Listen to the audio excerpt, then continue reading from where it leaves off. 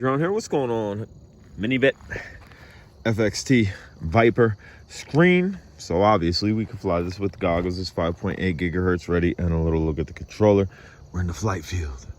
We might show you a little of that in flight, but what I want to do, I want to concentrate on the 5.8 gigahertz. This has a DVR in it. We have an SD card in it, and you'll be able to see a little telemetry as that does spit it out.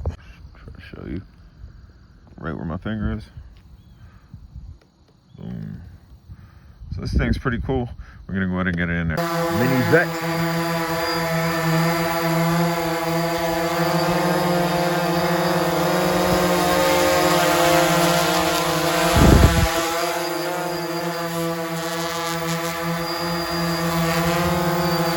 A little bit better. We've interest a bird. Leave the drone alone. Look, it's swiping at it. And obviously this is what it looks like if you were going to be in goggles or looking at a screen. You have your GPS, which you could barely see. Upper left, it's locked onto 11 satellites just because of the horizon. And you have your height, meters per second, and also your length away from yourself. If you haven't subscribed to this channel, what are you waiting for? I'm throwing out all types of content. I'm reviving old drones that you can't even buy anymore. Obviously, as you can see, this drone is not perfect. If you want to sport fly this, your gimbal is going to flop around. This was ideally made for a camera drone. You can control the camera up, down, left, and right. It is actually a pretty decent camera. The only gripe people had, you can see the convex fisheye. You also get that with the 1080p. The 1080p is crispy, however. So if you don't mind a fisheye, you can definitely look forward to crispy footage.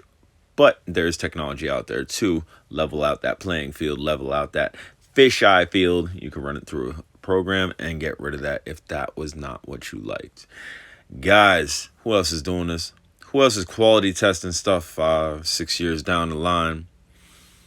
So what does that mean? Well, if you see one of these drones that I've had for 5 to 6 years and you see one used, and there you can see the gimbal kind of floppy. What other drone used to do that? I think Phantom 3 maybe. Spark even, I think if you're in sport mode does it. But what this is doing is giving you reassurance and a little bit of confidence if you're going to buy one of these drones used. Because if you're going to buy one of these drones used, if I tell you it's junk, if I tell you, it sat on the shelf and now it flies like dog poop, nah, you're probably not going to want to buy it. But if I'm signing off on a drone that I've had for a considerable amount of time, you're probably going to want to buy that. As you can see, the GPS lock, we're on 11 satellites. It sits really well. It is a pretty windy day. You can't really see it because, again, this has a nice gimbal on it. And unless you're sport flying, you shouldn't see much pitching. Again, 5.8 gigahertz. This is what you would see through FPV goggles or, again, a screen much like I'm using. If you have an SD card in the camera, you can look for better quality, much better quality. As far as range run, I think I got this out around 800 meters, about a half a mile. The only downfall on this, I'm not sure where they have the antenna, but when this drone is facing you, so when you're looking at its eyes per se, when you're looking at the camera, it gets a little flaky. I went out, I think it was like 800 meters. I just watched a video, I think yesterday. And once we turned around, it got super sketchy. If you were in goggles, you would have been blacked out. The only thing that would save you is a return home or just to keep going forward, knowing this thing has good GPS, knowing that it's going to still come up. And hopefully you're facing the right direction. But occasionally bottom right, if you'll notice a arrow or a pointer marker, this does let you know what direction roughly you are away from yourselves at times. And there's your boy right there, J Drone. We've been at this for a minute. Again, hit the subscribe button, share this video. If you have this drone, if it's sitting on a shelf, why don't you wake it up? You probably paid good money for it. I know I paid a decent chunk of change for this one. This was kind of one of those ones that I had to have. Bright orange, Wingsland. Nobody else was really putting it out like that. H2O Aviax at the time was bright orange. And then you had the Swell Pro drones, which was bright orange. Other than that, there was not many drones that was orange. And this is beefy. Like, I ended up getting rid of my Phantom 3. I traded it. I don't even know what I traded it for. Not quite sure what I traded my Phantom 3 for. It doesn't even matter. But this is very reminiscent of the Phantom 3.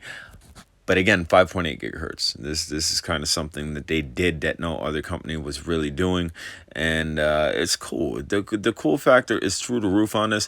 Night flyer. This is definitely a night flyer. The LEDs underneath are extremely bright.